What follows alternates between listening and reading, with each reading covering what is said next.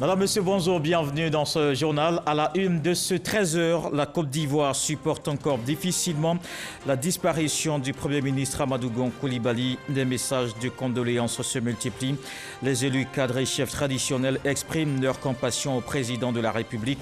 Alassane Ouattara a reçu plusieurs délégations à sa résidence à Korogo. Témoignage de gratitude et de reconnaissance au chef de l'État. Enseignement professionnel, ils sont plus de 17 000 candidats qui affrontent les épreuves écrites aujourd'hui. Les élèves composent pour l'obtention du BT, le CAP, le BEP et le brevet professionnel. Les responsables de ce système éducatif veillent au bon déroulement des évaluations. On fera le tour à Abidjan, Bouaké et San Pedro. Et puis les dirigeants des États européens trouvent finalement un accord, un plan de relance post-coronavirus de 750 milliards d'euros. C'est le résultat après 4 jours de négociations acharnées à Bruxelles. Pour le président français, c'est un jour historique pour l'Europe. Chacun a pris sa part de deuil lors de la disparition du Premier ministre. Plusieurs délégations traduisent leur compassion au président de la République, Alassane Ouattara. Les cadres, les chefs traditionnels présentent leurs condoléances, un moment également pour dire au président de la République leur soutien. La rencontre tenue à la résidence du chef de l'État samedi dernier à Korogo. Abiba Dambélé-Saoui. La délégation de la région du Tonkpi, conduite par le général Vagondo Diomandé, ministre de l'Intérieur et de la Sécurité, est venue réconforter le président de la République, qui perd son plus fidèle collaborateur, le Premier ministre Amadou Gon Coulibaly. Le peuple don a assuré le président Alassane Ouattara de son soutien total. Nous ne faisons pas la politique. Aujourd'hui, peut-être vous allez d'autres vont croire que nous sommes venus faire la politique. Mais nous, là, on est dans la vérité. On est dans la vérité. Dans la vie, il ne faut pas trahir. Nous n'aimons pas trahir. Et c'est pour cela, quand nous avons perdu notre fils Gon Coulibaly, avant de venir, j'ai provoqué une grande réunion au niveau des 5 départements. J'étais à Mans. Et je leur ai dit, bon, on va au fédéral. On va là, qu'est-ce qu'on fait? Les parents m'ont dit, bon, président, la solution, tu la connais. Tu vas dire au président, nous là, nous ne savons pas trahir. On pleure avec lui. Mais il faut lui demander de nous regarder aussi en face. Il ne faudrait pas aussi qu'il nous laisse orphelins. Nous lui demandons de nous sauver. C'est lui seul qui peut nous sauver.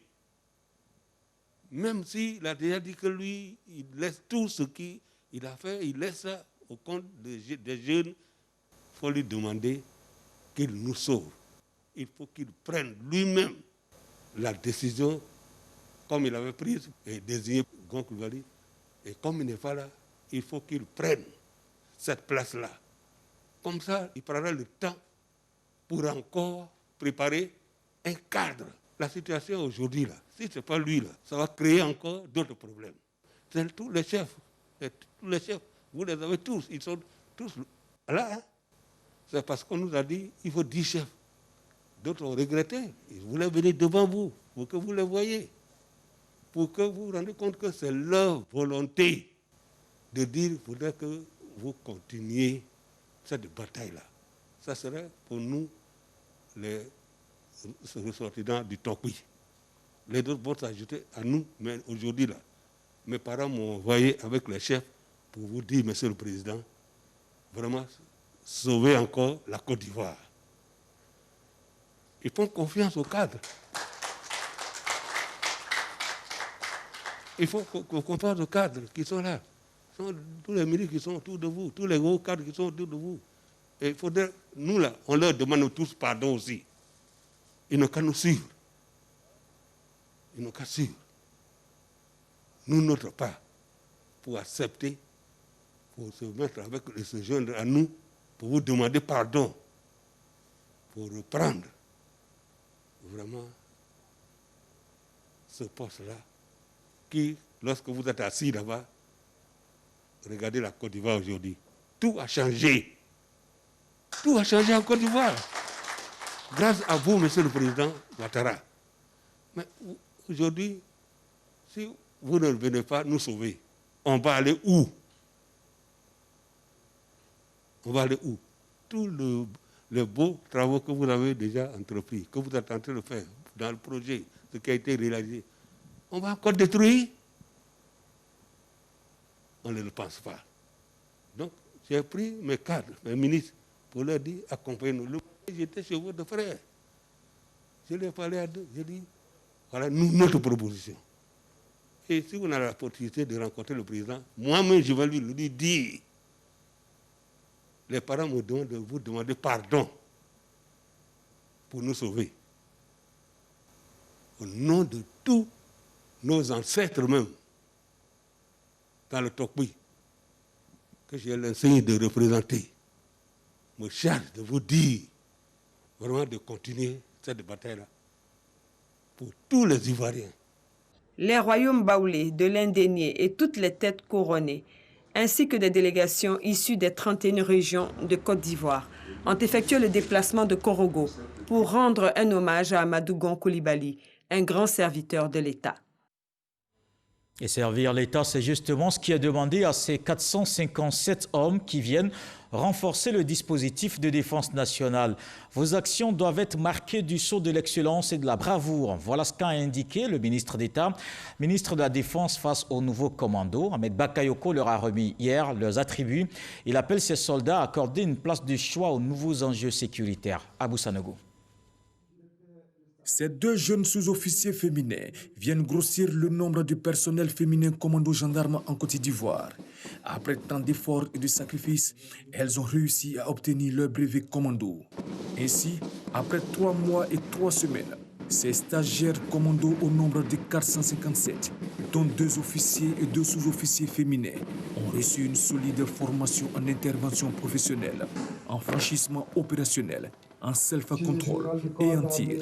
À l'issue donc de 111 jours de formation, ces stagiaires de la 18e promotion de commando gendarme, jugés aptes par leur maître, reçoivent leurs attributs de commando, élément fondamental pour faire d'un gendarme lambda un commando, bien entendu, en ayant satisfait d'abord au stage des mains du ministre d'État, ministre de la Défense Ahmed Bakayoko.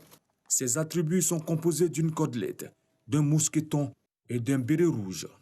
Je voudrais rendre un vibrant hommage à son Excellence, Monsieur le Président de la République, chef suprême des armées, pour sa confiance sans cesse renouvelée à l'endroit de la gendarmerie nationale et pour les moyens considérables qu'il ne cesse de consentir pour accroître nos capacités et notre efficacité. Le ministre d'État, ministre de la Défense Ahmed Bakayoko, les a exhortés au travail, à la discipline et à demeurer commando. Vous devez honorer l'histoire des commandos. Votre comportement, votre action doit être constamment marqué du sceau de l'excellence, de la bravoure, du don de soi. Donnez le maximum de vous-même pour la protection de nos populations et la protection de notre territoire. Le défi de la lutte contre le terrorisme est un défi important pour le développement de notre pays. Notre territoire doit être un territoire sûr, un territoire où les populations vaquent à leurs occupations. Vous venez renforcer le dispositif qui existe. Soyez déterminés dans votre action au service de la nation. Soyez engagés, soyez des commandos. Cette cérémonie a été marquée par une démonstration qui a mis en œuvre la maîtrise sans armes de l'adversaire, des techniques de franchissement opérationnel, des techniques en intervention professionnelle, des techniques d'action immédiate, des tireurs engagés et une équipe d'assaut de l'unité d'intervention de la gendarmerie nationale. Notons que c'est sur un effectif de 774 postulants que 539 ont été retenus pour suivre la formation, à l'issue de laquelle 457 ont pu obtenir leur brevet commando. Eux aussi sont des acteurs de la sécurité au niveau local, la police municipale. Je vous emmène à Ara, c'est dans l'est du pays, pour voir la sortie de la première promotion. La commune veut se donner les moyens de faire appliquer ses décisions. Le baptême de ces hommes a eu lieu le week-end dernier dans la ville. Le reportage d'Herman Yamien. Depuis son élection en commune en 1985, la commune d'Ara n'a jamais connu de police municipale. Aujourd'hui, c'est chose faite. Désormais, l'application des arrêtés et règlements municipaux pourront se faire sans difficulté.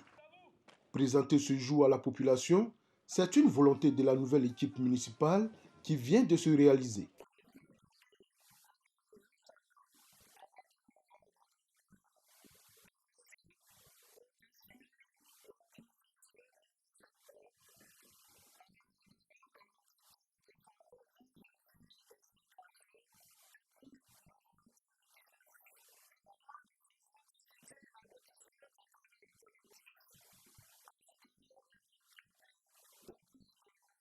Ces policiers municipaux ont été formés à l'Académie de police municipale de Côte d'Ivoire.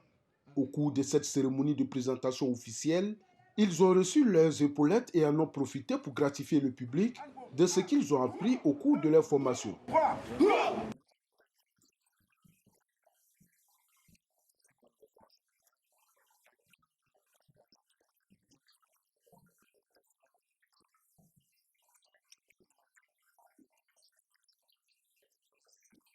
Parrain de cette cérémonie, le ministre des Sports, Paulin Claude Danho, a félicité le conseil municipal pour cette initiative.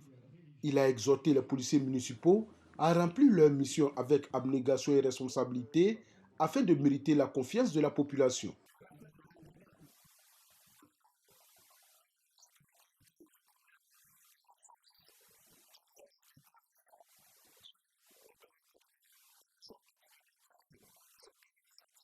Au cours de cette cérémonie, les 2 meilleurs de la première promotion de policiers municipaux de la mairie d'Ara ont été présentés et primés.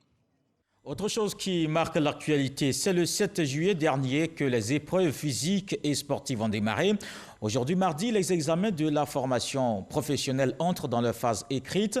Plus de 17 000 candidats sont en composition. Les responsables du système visitent les centres et ils veulent se rendre compte du bon déroulement des évaluations. Allons voir au lycée hôtelier d'Abidjan avec Issa Tionayew. Débuté ce mardi et ce jusqu'au vendredi 24 juillet 2020, les épreuves écrites des examens scolaires et de la formation professionnelle se déroulent sur l'ensemble du territoire national. Au lycée professionnel hôtelier d'Abidjan, des candidates, tout en respectant les mesures barrières pour cause de Covid-19, affichent leur détermination à réussir. On est un peu stressé. Mais je pense que ça va nous passer. Puis bon, on a étudié pour ça. Les épreuves sont abordables. Bien vrai qu'à cause du Covid-19, on n'a pas fait le programme normalement comme il se devait. En esthétique, on apprend à travailler d'abord sur des images. Donc, on est évalué présentement dans ce contexte-là. Je suis confiante parce que j'ai été préparée à cet examen de fin d'année. Pour se rendre compte du bon déroulement des épreuves écrites, le secrétaire d'État chargé de l'enseignement technique et de la formation professionnelle a fait le tour de quelques salles d'examen au lycée professionnel hôtelier d'Abidjan. Il indique que ces examens permettent aux élèves de confirmer leurs aptitudes afin d'affronter le monde du travail. Les examens d'aujourd'hui leur permettront d'avoir leur parchemin et savoir qu'ils sont désormais aptes à aller en entreprise pour répondre aux défis d'employabilité, aux défis des performances exigées dans ces entreprises. 17 084 candidats composent dans 71 centres à travers le pays pour l'obtention du BT, brevet des techniciens, du CAP, certificat d'aptitude professionnelle, du BEP, brevet d'études professionnelles et le BP, brevet professionnel. Des examens qui se déroulent aussi à Bouaké, dans le centre du pays. Les épreuves écrites après la phase orale. Les élèves composent pour l'obtention du BT, le CAP, le BEP, le brevet professionnel. Les autorités locales encouragent les apprenants. Le reportage de Djeneba Ouattara. À Bouaké, 1111 candidats, dont 598 filles, composent dans les filières industrielles et tertiaires dans 3 centres. Cette année, du fait de la maladie à coronavirus, des dispositions particulières sont prises. D'abord, il y a la distance qu'il faut respecter. Bon, il y a le port effectivement de masques, mais bien avant d'entrer dans une salle, il faut se laver les mains. Le lancement des épreuves a eu lieu au collège d'enseignement technique CET, puis au collège d'enseignement technique féminin CETF, en présence des autorités administratives et éducatives. Ces autorités encouragent les candidats. Nous l'avons demandé de se concentrer surtout sur les copies, de ne pas chercher à tricher, tel que les matières qui leur sont données sont tirées des cours qui leur ont été donnés pendant l'année scolaire. Et nous avons souhaité une bonne composition. Donc nous souhaitons effectivement qu'à travers ce que nous avons reçu comme consigne, à travers la formation effectivement qu'ils ont eue, après effectivement ce petit congé, nous souhaitons effectivement qu'il y ait un maximum d'admis. Pour les apprenants, la première matière qui est la composition française est jugée abordable. Le sujet est abordable. C'est pas trop difficile. Pour le moment, les épreuves se passent très bien. On s'en sort. Le sujet parle de la pauvreté en Afrique. Les phases écrites de cet examen prennent fin le 24 juillet et les résultats sont attendus pour le 14 août prochain.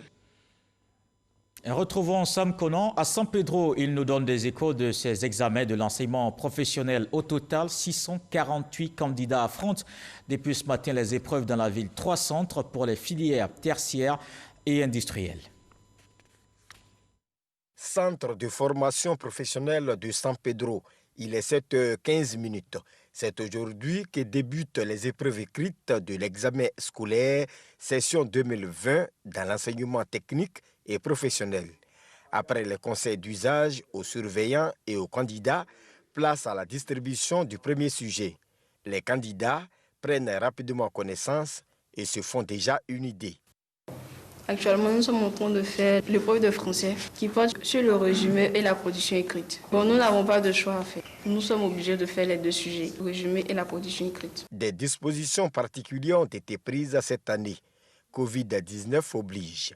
Après le centre de formation professionnelle, le secrétaire général de préfecture, Claude Yaoukofikan, qui a lancé l'examen, s'est rendu au lycée professionnel, 2e centre d'examen de San Pedro. Ici également, tout se déroule bien. J'ai demandé aux candidats de reproduire ce qu'ils ont appris rigoureusement pendant l'année pour pouvoir avoir de bons diplômes et être compétitifs sur le marché du travail. Un 3e centre d'examen a été retenu à Soubri. Dans la région de San Pedro, ce sont 648 candidats, dont 281 filles et 367 garçons qui composent dans les filières BT, brevet de technicien, tertiaire et industriel, et CAP, certificat d'aptitude professionnelle, tertiaire et industriel. Des examens qui se déroulent dans le respect des mesures barrières. La lutte contre la Covid-19 oblige.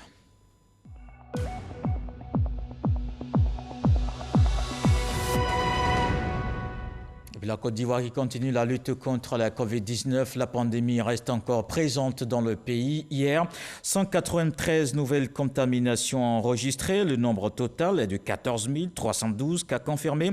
Les autorités sanitaires rappellent qu'il faut rester vigilantes et prudents. Le directeur général de la santé a fait le point hier. Également le point de la gestion de la pandémie. La rencontre journalière avec la presse a mis l'accent sur l'ensemble des actions de la riposte, la communication, la sécurité et la réponse sanitaire. Des moyens importants déployés. Le message de la sensibilisation reste le même, le respect des gestes barrières. Lansini Bakayoko. Dans son volet communication, le plan de riposte gouvernemental a mis en avant une matrice d'action basée sur des campagnes de sensibilisation. Grâce aux actions de communication médias et hors médias menées à travers le point de presse quotidien du gouvernement, des spots, des messages, des animatiques, des affiches, des reportages et le traitement des préoccupations via les centres d'appel, les conséquences de la pandémie ont été à ce jour contenues. Le point de presse quotidien retransmis en direct sur les réseaux sociaux et largement relayé par les médias, l'une des activités de coordination de la communication gouvernementale a permis de donner de façon quotidienne des informations officielles aux populations sur la Covid-19, ses symptômes, son évolution en Côte d'Ivoire et les mesures barrières à respecter pour s'en protéger et éviter de contaminer les autres. Ces actions, également sous format itinérant, ont permis de sillonner plusieurs localités dans le district d'Abidjan et de juguler l'impact des fake news. Conformément aux recommandations du Conseil national de sécurité, un changement dans la fréquence de la communication gouvernementale. Les points quotidiens seront dorénavant hebdomadaires, précisément tous les vendredis. Au niveau de la sécurité, 18 842 personnels ont été engagés. Qu'est-ce que ça donne en termes de bilan? Au total, nous avons 1265 personnes qui ont été interpellées tant à Abidjan qu'à l'intérieur du pays. Nous avons noté au total 1297 personnes qui ont été assistées. Des engins ont été saisis et mis en fourrière. Il y en a eu 388 au total. Et pendant les heures de couvre-feu limitant donc le déplacement des personnes, nous avons constaté des décès naturels. Hors du Covid, au total 175 décès qui ont vu donc l'intervention des forces de sécurité pour l'enlèvement de ces corps-là. Nous avons refoulé des véhicules qui n'étaient pas autorisés à rentrer sur notre territoire. Il y en a eu au total 326. Les personnes qui ont été refoulées parce qu'elles ont contourné les dispositifs de surveillance des frontières ou alors qu'elles se sont présentées au site de contrôle sans les documents les autorisant à rentrer, il y en a eu au total 3110. Principale observation, les cas d'indiscipline ont continué d'augmenter. Mais avec la levée de l'isolement d'Abidjan, la phase de sensibilisation va faire place à des mesures beaucoup plus répressives. En ce qui concerne le volet sanitaire de la riposte, cette même indiscipline aura également été la grande difficulté. À la date du 19 juillet 2020, la Côte d'Ivoire comptait 14 119 cas positifs, dont 60% sont des hommes contre 40% de femmes et 92 décès. 95% des cas confirmés le sont dans les régions sanitaires d'Abidjan. Abidjan demeure donc l'épicentre de la pandémie avec les mêmes districts sanitaires les plus touchés, de Cocody, Bingerville, 31% et Trècheville-Makori, 30%. Cependant, le nombre de cas progresse particulièrement ces dernières semaines dans les communes de Yopougon et Adjamé, les plaçant respectivement en 3e et 4e position à Abidjan. 27 sur 33 régions sanitaires et 55 sur 113 districts sanitaires ont déjà notifié des cas confirmés. Le réseau des laboratoires s'est étendu avec ceux des laboratoires du CHU de Boaké, des CHR de San Pedro, à Bangourou et Korogo, qui analysent des échantillons de leurs zones respectives depuis juin 2020. Ce sont là des acquis extrêmement importants. Souvenez-vous, au début, on ne citait comme laboratoire que le seul Institut Pasteur Côte d'Ivoire. La COVID-19 a permis à la Côte d'Ivoire de s'équiper, notamment d'équiper l'intérieur en laboratoire. Malgré tous ces efforts, le gouvernement encourage les populations à privilégier le respect des mesures barrières. Et les actions se multiplient dans la lutte contre la COVID-19 en Côte d'Ivoire. Le laboratoire Oléa a fourni des produits pharmaceutiques au ministère de la Santé et de l'Hygiène publique. Un don d'une valeur de 10 millions de francs CFA et cette structure veut ainsi soutenir le personnel soignant. Jean-Marc Diadi. Le ministère de la Santé et de l'Hygiène publique reçoit symboliquement des produits pharmaceutiques d'une valeur de 10 millions de francs CFA. Des équipements fournis par le laboratoire pharmaceutique Oléa dans le but de protéger et de soutenir le personnel soignant des hôpitaux publics dans la prise en charge des malades de la COVID-19. Le représentant du ministre Eugène Aka Aolé a remercié les donateurs pour leurs gestes citoyens à l'endroit des professionnels de santé. Notre entreprise, en tant qu'agent de santé local, mais aussi en tant qu'acteur du tissu industriel pharmaceutique local, ne pouvait certainement pas rester en marge de cet élan de solidarité à l'endroit de notre pionnier, notre pivot, qui est le ministère de la Santé. Aussi, notre entreprise a tenu à apporter sa participation en fournissant ce qu'elle sait faire de mieux, des médicaments, pour aider dans la lutte contre la pandémie à Covid-19. Le laboratoire pharmaceutique invite les populations à respecter strictement les mesures barrières afin de briser la chaîne de transmission de la Covid-19. Et puis l'administration ivoirienne se rapproche des usagers. Le ministère de la fonction publique nomme 33 directeurs régionaux. Ils ont pour mission, entre autres, de veiller au respect de la mise en œuvre des statuts et règlements intérieurs. Des détails avec Graskando. La fonction publique de Côte d'Ivoire se donne les moyens d'être plus présente sur le terrain. 33 nouveaux directeurs régionaux ont été nommés à cet effet. Ces directeurs fonctionneront comme des inspecteurs. Ils contrôleront au quotidien les fonctionnaires et agents de l'État à leur poste de travail. L'idée, faire le suivi de la mise en œuvre du statut général de la fonction publique. Nous allons axer notre travail d'abord sur le renforcement des capacités pour que, constamment, nous puissions mener à bien la mission que le ministre nous a confiée. On parle de fonctionnaires nouveaux, on parle de citoyens nouveaux. Donc, il est bon que les fonctionnaires sachent que désormais, il y a des agents qui représentent les ministres dans les régions pour veiller à ce qu'ils respectent les horaires de travail. Ces directeurs vont aussi recueillir les préoccupations des fonctionnaires et agents de l'État afin de les remonter à la hiérarchie. C'est une vaste campagne de rapprochement de l'administration qui vient d'être mise au goût du jour. Le directeur du cabinet attend beaucoup de ses représentants de la fonction publique. Il attend d'eux qu'ils répondent aux exigences et à leur feuille de route. Il attend d'eux qu'ils soient de dignes représentants du ministère de la fonction publique. Il attend d'eux qu'ils fassent retour de l'exécution de leur mission et de l'efficacité de leur action. À ce jour, le ministère de la fonction publique compte dans sa base de données plus de 200 000 fonctionnaires et agents de l'État. Et c'est bientôt la fête de l'Aïd el-Kébir ou la Tabaski à Ouangolo, au nord du pays. La communauté musulmane se prépare. Dans la ville aux deux frontières, les chefs traditionnels ont reçu des basins. Le secrétaire d'État Epiphane Zoro a demandé aux garants de la tradition de prier pour la paix en Côte d'Ivoire. Le reportage de Kader Sokodogo. Permanence du député Traoré Drissa de Ouangolo-Dougou. Ils sont venus de Toumoukro, de Niélé, de Diawala et bien entendu de Ouangolo-Dougou, ces garants de la tradition pour prendre part à la 3e édition de la Tabaski Bazin, un concept de leur député qui consiste à leur donner le nécessaire pour être bien vêtus le jour de la fête. L'édition 2020 enregistre la présence d'un membre du gouvernement, le secrétaire d'État au renforcement des capacités, Epiphane Zorobi.